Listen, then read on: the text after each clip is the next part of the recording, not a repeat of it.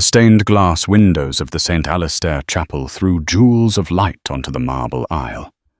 Elara Vance, radiant in a custom Vera Wang gown, saw only the man waiting for her. Mark Reynolds, the charismatic entrepreneur who had promised her a lifetime of devotion. The organ swelled, the guest sighed, and her father, billionaire Arthur Vance, squeezed her arm. It was perfect. But as Mark prepared to say his vows, he didn't realize his phone was still active in his pocket. He didn't know that on the other end of that unmuted call, his mistress was listening to every word. The air in the St. Alastair Chapel was thick with the scent of 10,000 white gardenias and the heavy, expensive perfume of the East Coast's elite. It was, by all accounts, the wedding of the decade. Elara Vance wasn't just getting married. She was ascending. She was merging her family's old money legacy Vantage capital with the new money dynamism of Mark Reynolds, a man who had seemingly materialized from nowhere and charmed the entire New York financial scene in under 3 years. Elara felt the delicate scratch of her Belgian lace veil against her shoulders. Every detail had been obsessed over, from the 18-carat gold inlay on the invitations to the string quartet flown in from Vienna. She locked eyes with her father, Arthur Vance. He was a man who rarely smiled, but today his face was a mask of paternal pride, though his eyes, a sharp blue that had dissected countless hostile takeovers, remained watchful. "You are a vision, Elara," he murmured, his voice rough. "He's a lucky man." "We're lucky, Dad," Elara whispered back. Meaning it, she truly believed it. Mark was her equal, her partner. He understood the pressures of her world in a way no one else ever had. He wasn't intimidated by her inheritance. He was excited by her mind. At the altar, Mark Reynolds stood a perfect image of devotion in a custom Tom Ford tuxedo. His dark hair was impeccably styled, his smile disarming. Beside him, his best man, Liam, shuffled nervously, adjusting his own tie.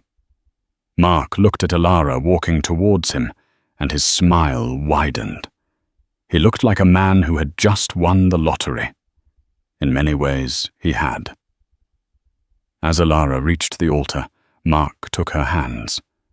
They were ice cold. She squeezed them, assuming it was nerves. "You're shaking," she whispered, smiling. "Just overwhelmed," Mark replied, his voice a perfect imitation of adoration. "You're beautiful, Elara." He leaned in to kiss her cheek, his lips brushing her ear. "I can't wait for this to be over," he whispered.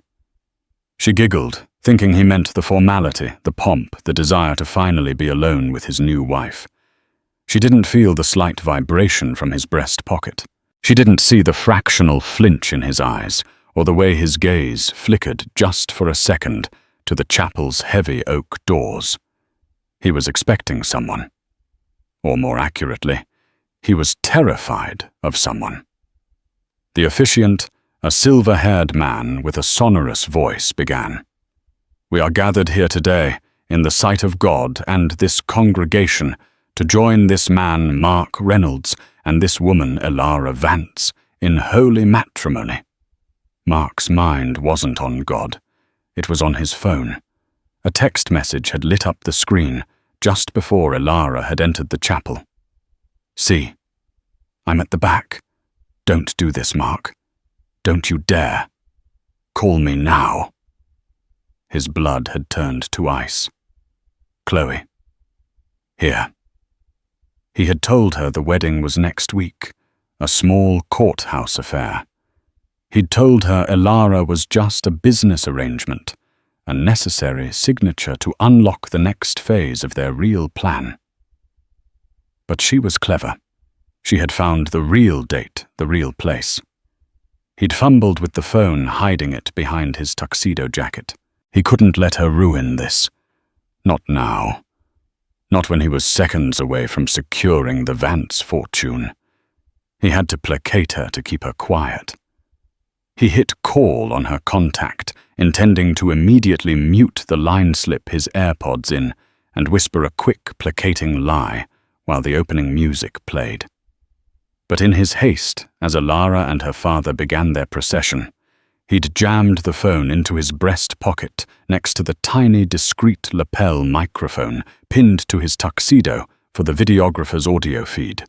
He had hit the mute button on the screen, but in his panic, he hadn't realized the call hadn't properly connected before the screen locked. The line was open, and his microphone wasn't muted. And now, as the officiant spoke, Mark could hear the faint, tinny sound of Chloe's frantic breathing, not in his ear, but coming from the phone itself. He prayed no one else could hear it. He prayed the lapel mic wouldn't pick it up. He was trapped. The entire Vance family, partners from Goldman Sachs senators and socialites, were all watching him. He couldn't reach into his pocket now. He just had to get through the next 10 minutes. He had to say, "I do." Standing at the altar, a cold dread warring with her bliss, Elara felt a sudden, sharp memory surface.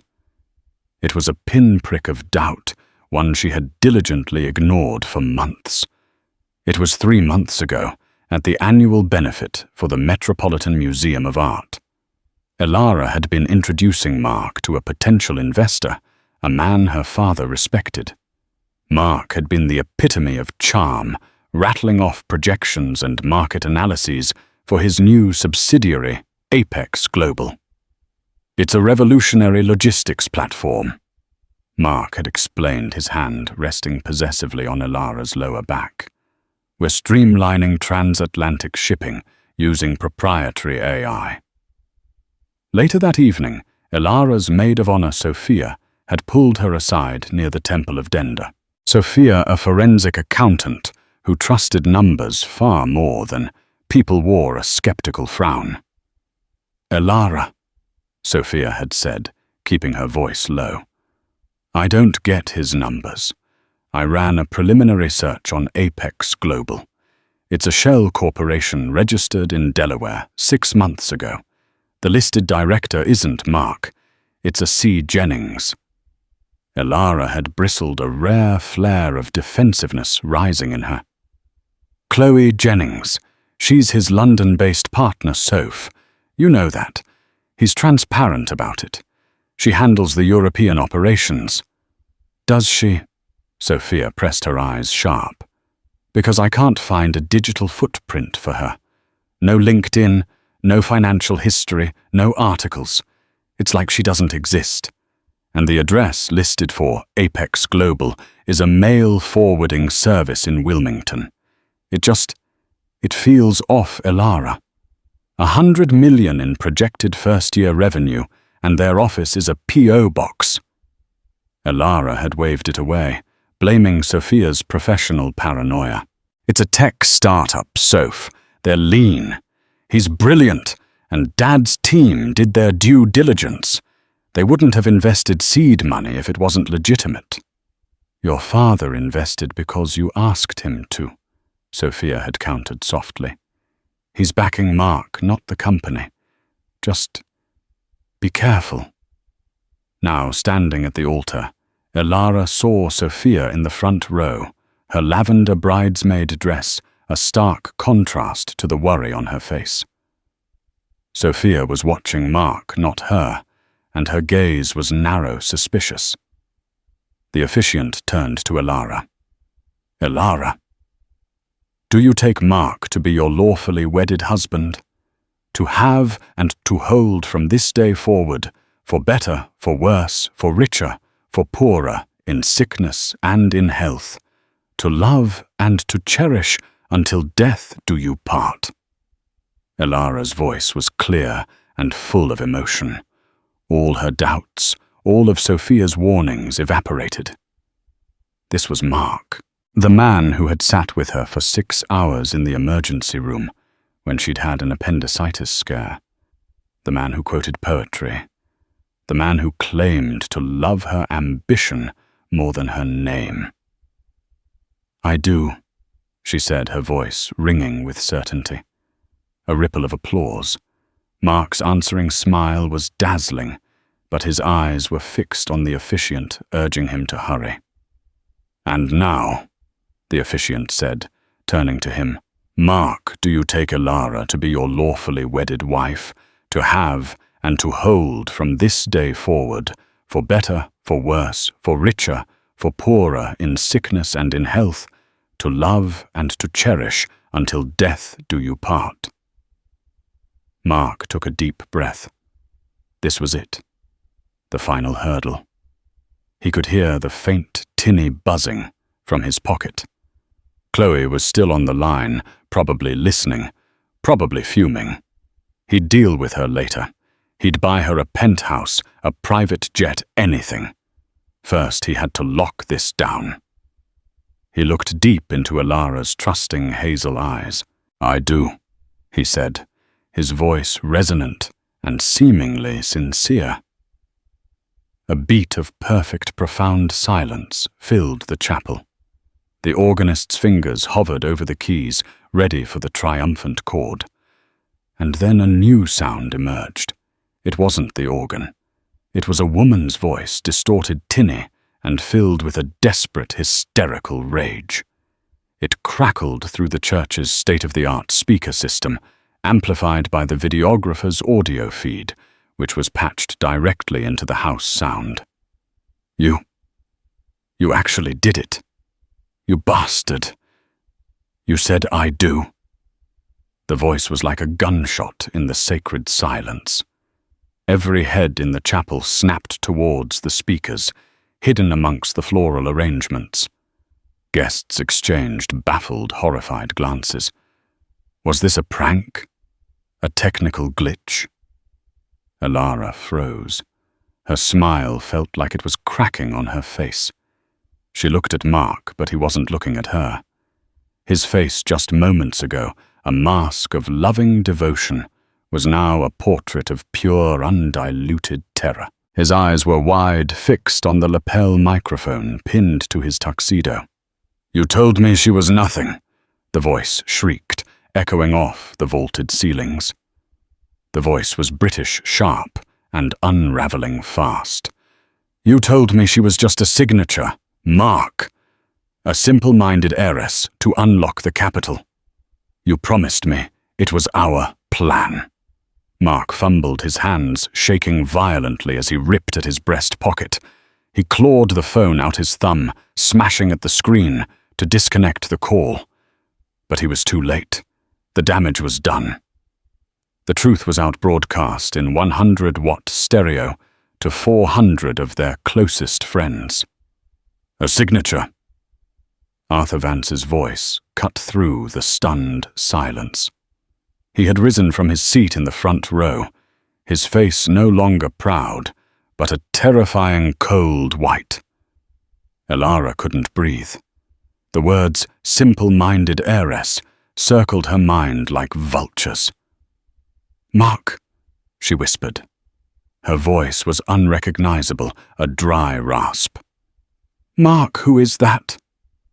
It's nothing," Mark stammered, his eyes darting between Elara and her father.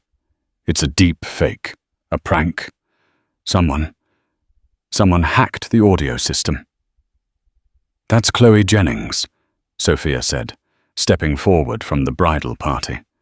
Her voice was flat, devoid of triumph, only sick certainty.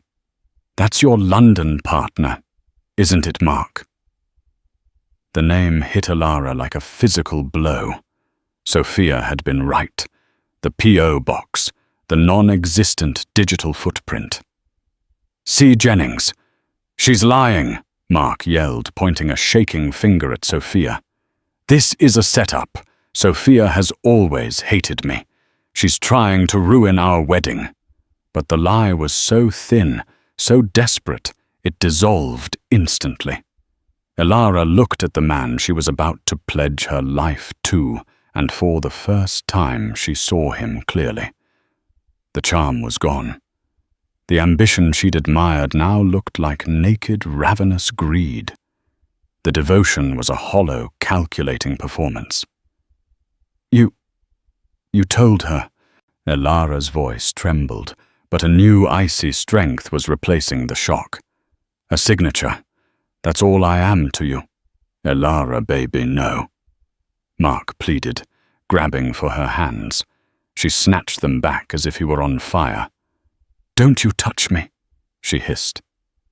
The phone in Mark's hand buzzed again, violently. He'd hung up, but Chloe was calling back. The screen lit up, and in his panic he didn't silence it. The customized ringtone, AC/DC's Thunderstruck, blared through the chapel, a grotesque soundtrack to the implosion of Elara's life. The caller ID was visible to everyone in the first few rows, Chloe. "Answer it," Arthur Vance commanded.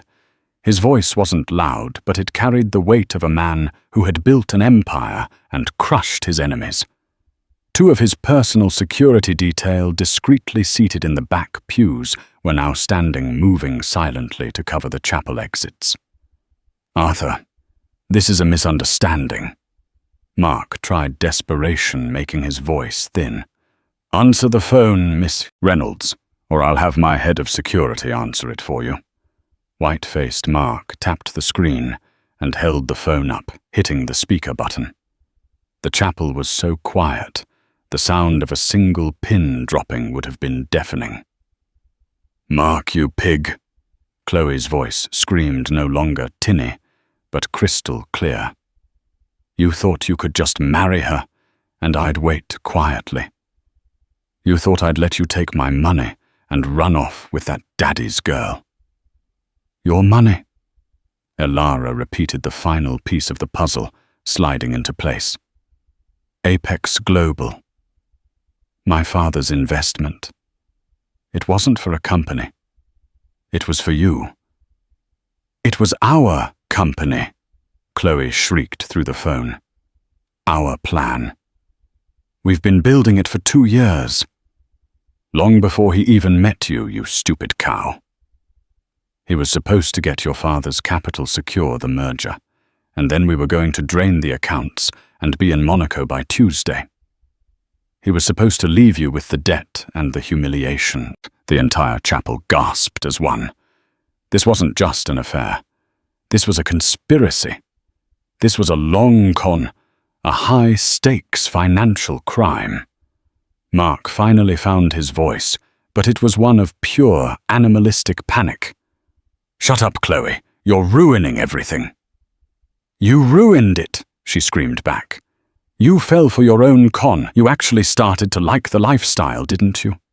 The private jets, the Hamptons estate. You got greedy, Mark. You were trying to cut me out, weren't you?" Elara looked at her father. His face was calm, but his eyes were burning. He gave a small, sharp nod to his security head. Mark saw the motion. He knew the game was over. He shoved the phone back into his pocket, turned and bolted. He didn't run down the aisle. He ran for the side door, the private vestry. He knocked over a 7-foot-tall arrangement of lilies, sending water and petals cascading across the altar. He slammed through the door. But he didn't get far. Arthur's head of security, a former Mossad agent named Ben, was faster. Before Mark could take 2 steps into the hallway, Ben had him one arm wrenched behind his back, face first against the antique plaster wall. The officiant, pale and shaking, finally spoke. "Dear God." Elara stood frozen at the altar. Her dream wedding, her perfect man, her entire future. All of it had just detonated, leaving nothing but the scent of crushed flowers and the lingering echo of a stranger's rage. The silence that followed Mark's desperate failed escape was heavier than any sound. The guests were statues trapped between horror and disbelief.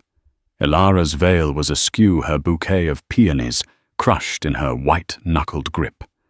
Sophia was at her side, instantly wrapping an arm around her, ignoring the fact that Elara was rigid, locked in a state of advanced shock.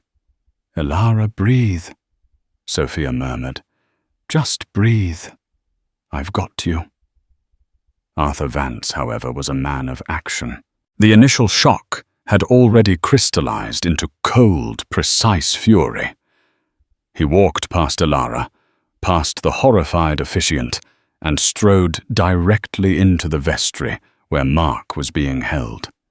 The guests could hear a muffled, "You have no idea the power of the man you just tried to rob, you pathetic little boy."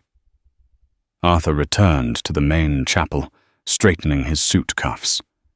He looked for all the world like a man who had just concluded a slightly distasteful business meeting.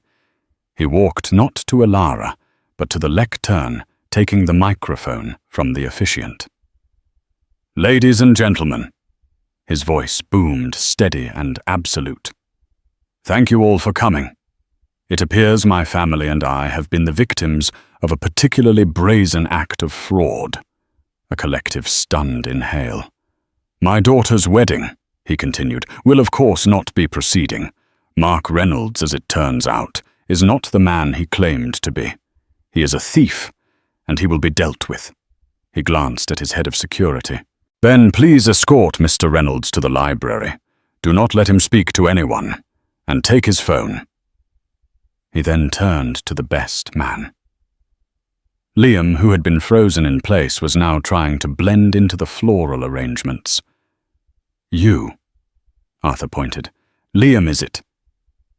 You were his best man. You were in on this." Liam's face went ashen. Mr. Vance, I swear, I just managed his schedule.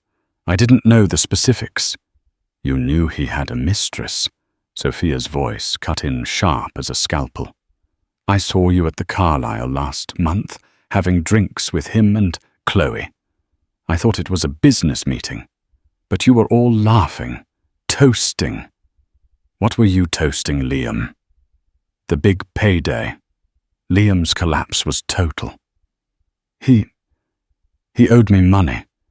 He said this was the only way to get it back. I just booked the flights. I didn't." "You're an accomplice," Arthur said, his voice flat. "Ben, get his phone too. Put him in the study. Separate rooms. My legal team is on its way. They should be here in 5 minutes." He turned back to the crowd. "Please, all of you. My daughter and I need a moment. The reception is of course cancelled. We apologize for the interruption. Please make your way out quietly." No one moved. They were witnessing the social execution of the year. "Now!" Arthur roared, and the guests flinched as one, rising from their pews and scurrying for the exits, a hushed murmur of, "Did you hear?" and "My God, Arthur Vance," trailing behind them. In less than 2 minutes, the grand chapel, which had cost $500,000 to decorate, was empty, save for the bridal party, the Vance family, and the 2 disgraced men being held in separate rooms. The organist was still frozen on his bench. Only then did Arthur Vance turn to his daughter. Elara finally let go of the bouquet. It thudded to the carpet. She looked at her father, her eyes wide and blank. "Simple-minded heiress," she whispered. He thought I was stupid." "No," Arthur said, his voice suddenly gentle. He walked up the steps and wrapped his arms around her. "He thought I was stupid. He mistook your kindness for weakness. He mistook my trust for blindness. These are fatal errors in my world." "The money, Dad," she whispered, the implications hitting her. "Apex Global. You signed over $20 million in seed funding." "Yes," Arthur said, his face grim. "And that's just what we know about." "Elara," Sophia said, holding up her own phone. "When I heard that name, Chloe Jennings, I ran her again. But this time I ran her linked with Mark. It wasn't a shell corp in Delaware. That was a decoy, They registered Apex Global Holdings in the Cayman Islands 6 weeks ago. The $20 million from your father. It never went to a logistics AI. It went straight from Vantage's investment account to the Cayman account. It's gone. Elara felt her knees buckle. It wasn't just a betrayal of her heart. It was a $20 million heist, and she had been the key. It's not gone, Arthur said, his eyes turning to slits. It's just temporarily misplaced. Call Alan. Get him here. Get the entire forensic team here. I want every email he's ever sent, every call he's ever made. I want to know what he had for breakfast.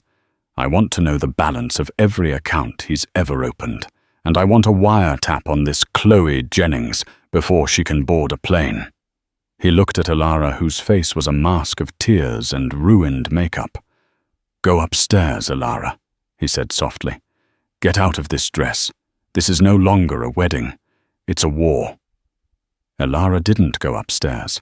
She ripped the veil from her hair and threw it on the altar. No, I'm not hiding. I was the signature. I want to be in that room. Arthur looked at her, a flicker of new respect in his eyes. All right, but it won't be pleasant. I'm not looking for pleasant, Elara said, her voice raw. She wiped the tears from her face with the back of her hand, smearing her mascara. I'm looking for the truth, and then I'm looking for revenge. The library at St. Alistair was a grand wood-panelled room. Mark was sitting on a priceless antique chair, his Tom Ford tuxedo now rumpled. Ben stood by the door. Mark's bravado was gone, replaced by the pale, clammy fear of a cornered animal. When Elara walked in, still in her wedding gown, he flinched. Elara, thank God! He started standing up. You have to listen to me. She's crazy. Chloe, she's... Sit down, Elara commanded. Her voice didn't sound like her own. It sounded like her father's. Mark, stunned by her tone, sat. How long, Mark? She asked, standing in the center of the room. How long what, Elara? This is all a lie, I love. How long, she repeated, have you and Chloe been planning this? Mark's eyes darted to the door to bend to the window. He was looking for an exit. He found none. He licked his lips. A year. Maybe a little more. Elara processed this. She had known him for 18 months. From the beginning. Our chance meeting at the gala. It wasn't chance, Mark admitted, his voice dropping to a sullen whisper. Chloe found you. She knew you were Arthur Vance's only daughter. She knew you were smart, but sentimental. She researched you for months. She knew you volunteered at the animal shelter, that you loved Keats, that you had a weakness for ambitious men who seemed to challenge your father. She built my entire personality profile. Elara felt sick. The man she fell in love with wasn't even real. He was a construct, a walking, talking algorithm of her own desires, designed to steal her money. Apex Global, she stated. There's no AI, is there? No logistics platform? No, Mark said. It was just a name, a concept, something that sounded just plausible enough to get your father to open his checkbook. All those late nights I was coding. I was at Chloe's apartment. We were designing the offshore account structures. The $20 million, Elara said. It's safe, Mark said. Look, Elara, it doesn't have to be like this. That money, it's ours. We can still, you and I, we can just leave. Go to Monaco like she said. We can be on a plane tonight. Forget your father. Forget Chloe. It can be just us. He was trying to con her. Even now, with his life in ruins, his default setting was the lie. Elara laughed. It was a cold, sharp, terrifying sound. "You think, after all this, that I would ever go anywhere with you? You think I'm still that simple-minded heiress?" She stepped closer, her massive white skirt brushing against his chair. "You didn't just steal from my father. You stole my life. You stole my trust. You stole the last 18 months from me, you parasite." "Elara, I did love you," he whispered, a pathetic last attempt. "In my own way." "Your own way is worthless," she spat. "Ben, get him out of here. Put him back in the study. I'm done looking at him." As Mark was hauled out, Arthur walked in, followed by a man in a rumpled suit carrying a heavy briefcase. This was Alan Arthur's chief legal counsel. "Alan," Arthur said, "good of you to come on a Saturday. We have a situation." "I heard," Alan said, his eyes grim. "I've already been on the phone with the district attorney's office, and with my counterpart in London. The SFO, the Serious Fraud Office, is very interested in Miss Jennings." "What about the money?" Elara asked, her voice returning to its normal pitch, but now laced with steel. "This is where it gets complicated," Alan said, opening his laptop. "The Cayman account was just a pass-through. As of an hour ago, right before the wedding, the entire $20 million was liquidated and split. $10 million was wired to a numbered account in Zurich. The other $10 million was wired to an account in Dubai." "So they were splitting it," Arthur surmised. "Exactly," Alan said. "But here's the twist. Liam, your best man, has been singing. He was terrified. Apparently he wasn't just an accomplice. He was Mark's patsy." Alan pulled up a file. "Mark wasn't just conning you, Elara. He was conning Chloe, too. Liam was given instructions to set up a third transfer. Once Chloe's $10 million hit the Dubai account, it was to be immediately transferred to another account, one only Mark controlled, registered to a shell corporation named Reynolds Holdings. He was going to leave Chloe with an empty account, just as he was leaving you with a fraudulent marriage. He was planning to take the whole $20 million and disappear. From both of you." Elara sank into a chair. The audacity of it. The sheer sociopathic complexity of his greed. "So where is Chloe now?" Elara asked. "That all," Alan said, "is the $10 million question." The SFO went to her London flat. It was empty. Wiped clean. "She's in the wind.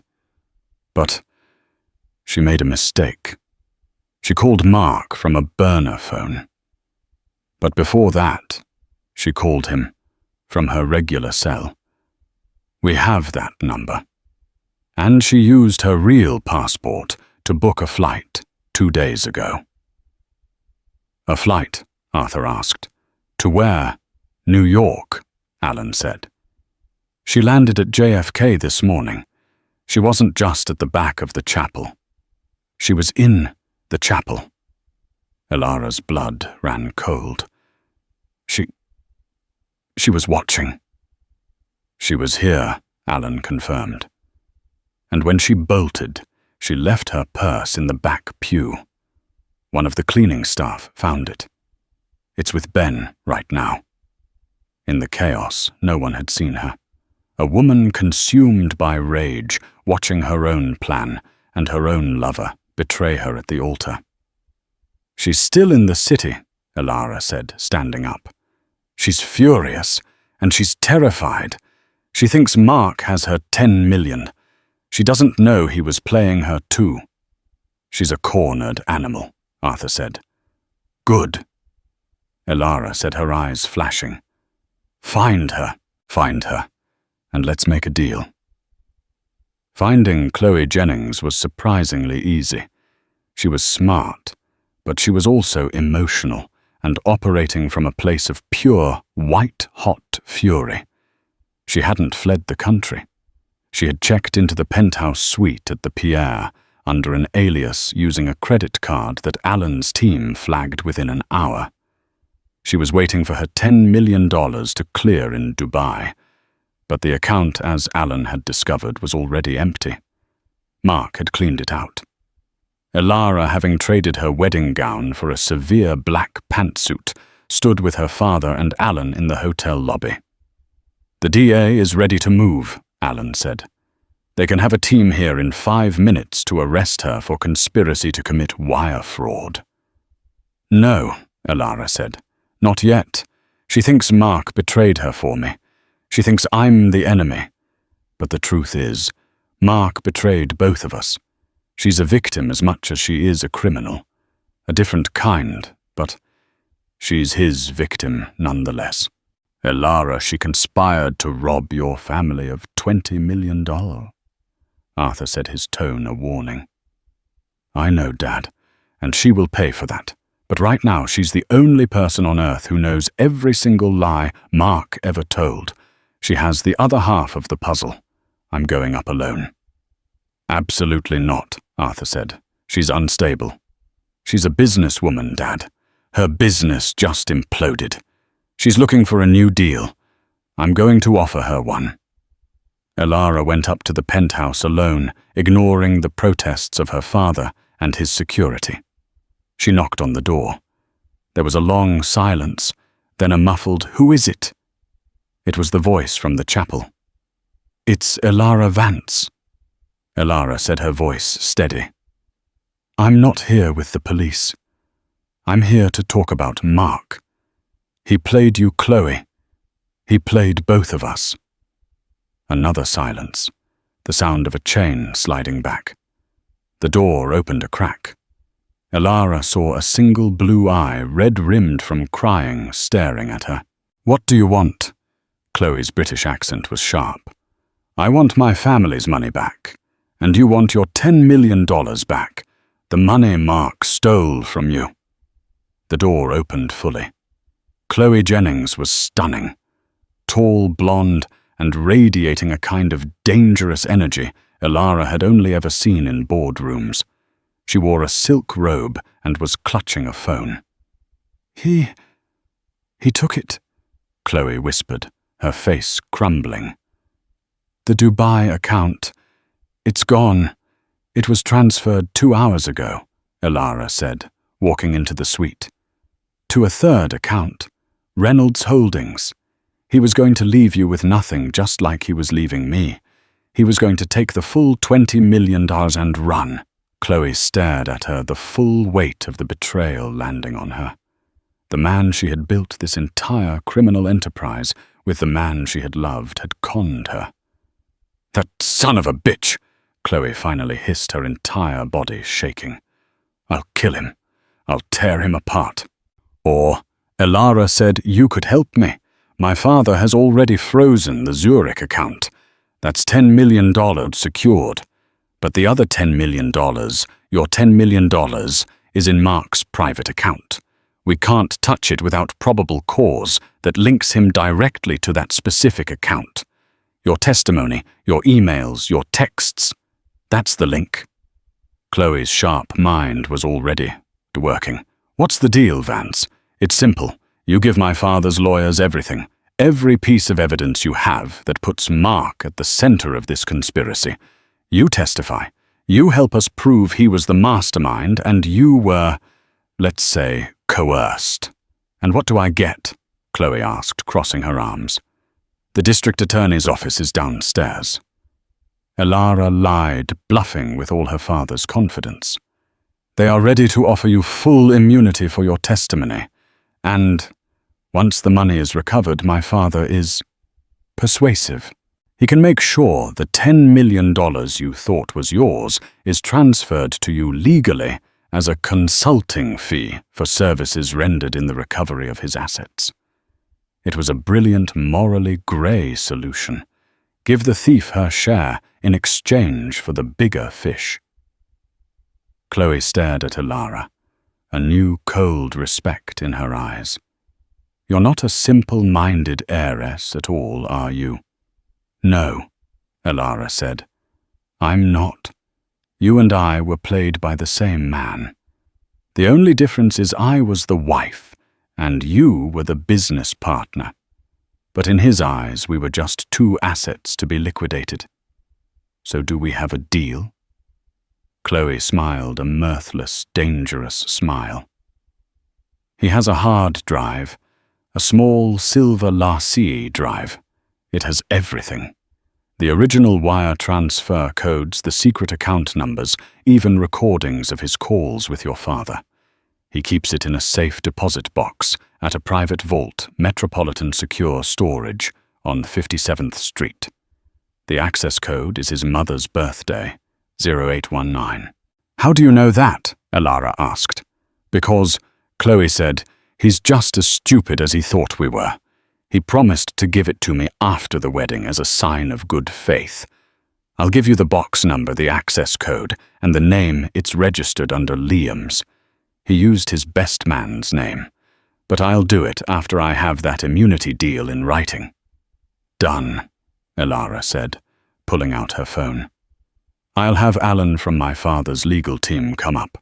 He'll draft the agreement right now.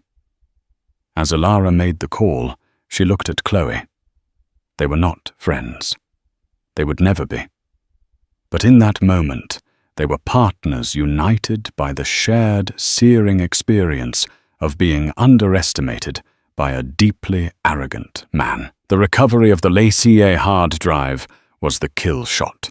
It contained, as Chloe had promised, everything.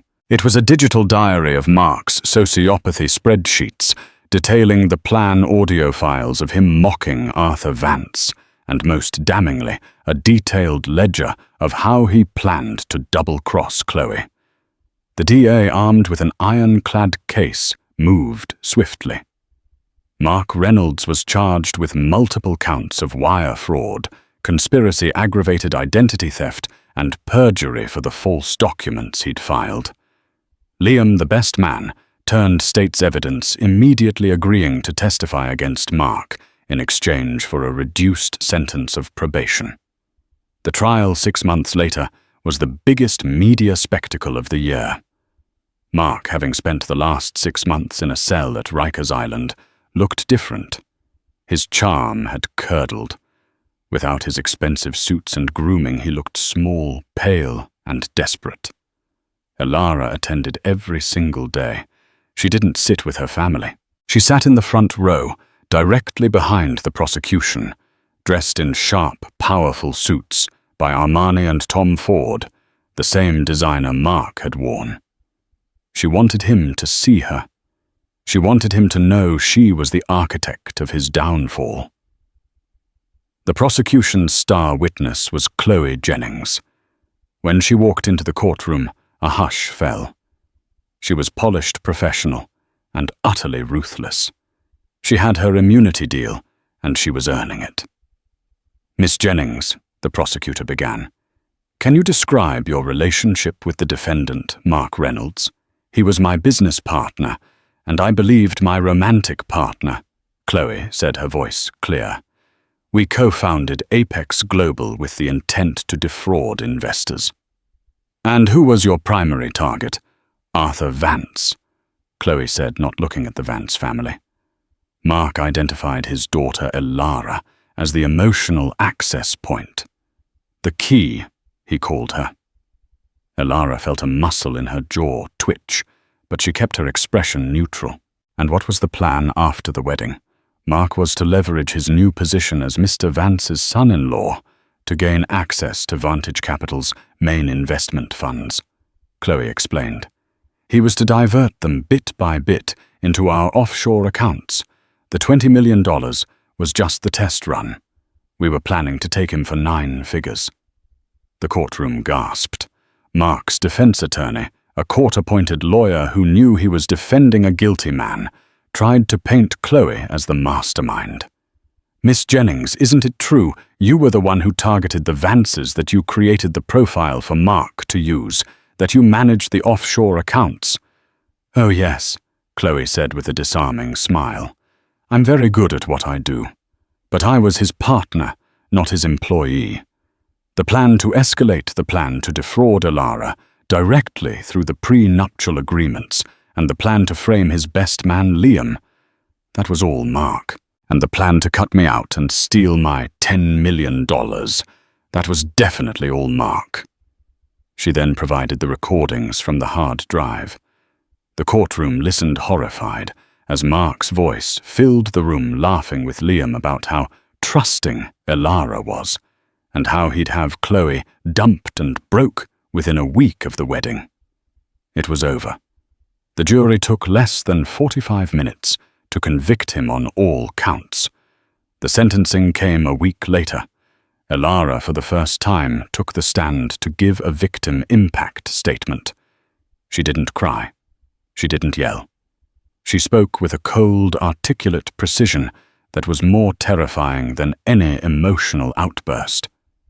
Your Honor, Mark Reynolds didn't just try to steal $20 million from my family. He did something far worse. He weaponized trust. He weaponized intimacy.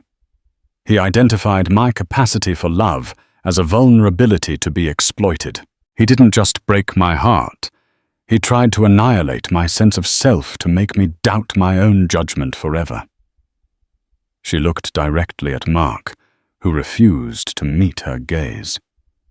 He called me a simple-minded heiress. He and the world assumed I was just a name, a pretty face to be married off. He thought I was a signature, and that was his fatal mistake. He underestimated me. He underestimated my father. He even, as we've learned, underestimated his own co-conspirator. He will pay his debt to society for the money, Elara concluded, her voice ringing in the silent room. But I want him to know his true sentence is this. He will spend the rest of his miserable life knowing that he was brought down by the very woman he thought was too stupid to see him for what he truly is. I am not the victim of his story. I am the hero of mine. He is a footnote. The judge, citing the exceptional cruelty and predatory nature of the crime, sentenced Mark Reynolds to the maximum 25 years in federal prison with no possibility of parole. The year that followed the trial was not one of recovery for Elara Vance. It was one of reconstruction. She had declined her father's offers of an extended vacation in Bali or a quiet sabbatical in the Swiss Alps. She had seen the pity in the eyes of her friends, the calculation in the eyes of her family's business rivals. They all expected her to retreat, to become a reclusive, tragic heiress. She did the opposite. The Monday after Mark was sentenced, she walked into the Vantage Capital Global headquarters. She didn't go to the executive floor. She went to the basement to a windowless office in the compliance division, the one run by her friend, Sophia. For 12 months she worked. She learned to read a balance sheet, not just for profit, but for lies. She learned the digital tells of a shell corporation, the legal loopholes of offshore accounts, and the subtle human art of spotting a con artist's proposal. She wasn't just healing. She was arming herself. She was rebuilding her own judgment, one spreadsheet at a time. Now 18 months after the wedding that wasn't Elara, sat at the head of the long mahogany boardroom table at Vantage Capital. She was the company's new Chief Operations Officer, a title she had earned, not inherited. "The pitch from Aura Tech Dynamics is strong," said Bill, one of the older silver-haired VPs, a man who had known Elara since she was a child. "Their projections are solid. The AI integration for deep-sea shipping is revolutionary. I say we move on the Series B funding. 50 million. "I agree," Marcus, another VP, chimed in. "Their CEO is charismatic, and the tech on paper is flawless. It's exactly the kind of disruptive play we need to be in." Elara let the silence stretch, her fingers steepled. She looked at the two men who had just, in all earnestness, advised her to invest $50 million. "Gentlemen," Elara said, her voice quiet, but cutting through the room's hushed anticipation. "The projections are fantasies.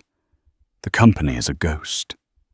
She tapped a key on her laptop, and the main screen at the end of the room lit up. Let's start with their chief technology officer, a Dr. Aris Thorne. She began, her tone surgical. He has an impressive resume, PhD from Caltech, a stint at Google's AI division. The photo on their website, however, is a stock image. We ran a facial recognition trace. His name is Carl, and he's a hand model from Estonia. I doubt he can code a website, let alone a revolutionary logistics AI. Bill's face went pale. Marcus, who had been holding the Auratech proposal, stared at it as if it were a bomb. Second, Elara continued, clicking to the next slide. Their proprietary technology. It is indeed revolutionary, which is why an MIT graduate student wrote the exact same paper for her doctoral thesis 2 years ago. They didn't even bother to change the footnotes. They just copy-pasted the entire abstract. She clicked again. A Google Street View image of a run-down laundromat in a San Fernando Valley strip mall filled the screen. And third, this is their listed corporate headquarters in Palo Alto. Unless they're coding their AI between spin cycles, I'd say we have a problem. The room was utterly silent. But this is the part that should concern you, Elara said, standing up and walking to the window. This wasn't just a sloppy pitch, it was an arrogant one. They, like Mark Reynolds, assumed we were lazy. They assumed we'd be dazzled by the buzzwords and the charisma. They assumed we wouldn't bother to check the footnotes. They assumed we were simple-minded money. She turned back to the table, her eyes landing on Bill and Marcus with a weight that made them look down. They were wrong. We are passing. And Alan is already forwarding this entire file to the SEC. Next item on the agenda. After the meeting, the VPs filed out their "Thank you, Elara," a few octaves more respectful than it had been 2 hours prior. Only her father, Arthur, remained. He stood at the other end of the table looking at her, not as a father, but as a CEO. That was magnificent, Elara. You saw what I missed, what we all missed. You didn't miss it, Dad, Elara said, walking over to him. You just have me to check the footnotes now. He put a hand on her shoulder, his grip firm. Vantage Capital is in very, very good hands. Later that evening, Elara stood by the same floor-to-ceiling window in her new office overlooking the New York skyline. Her personal phone buzzed. It was a text from an unknown number, an international code. Heard you're running the place now. Knew you had it in you. You play a long game. Respect. See. Elara looked at the message. Chloe Jennings. She had taken her $10 million consulting fee, a price Elara had gladly paid to incinerate Mark, and vanished. Rumor had it she was running a risk assessment firm in Singapore, a wolf paid by other wolves to spot traps, a ghost from her past. Elara didn't reply. She held her thumb over the message and deleted the entire thread. That chapter was closed. Her work phone buzzed. It was a text from Sophia. Appeal denied. The motion was thrown out. Mark's officially a 25-year man. Dinner at Per Se to celebrate. Elara smiled.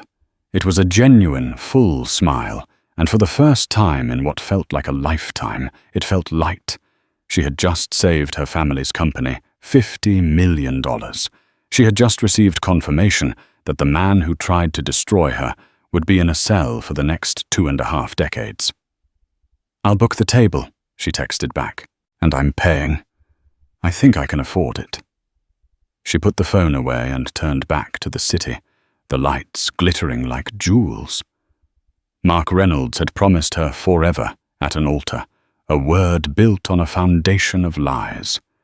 But in his spectacular, fiery failure, he had accidentally given her something real, an education in human darkness.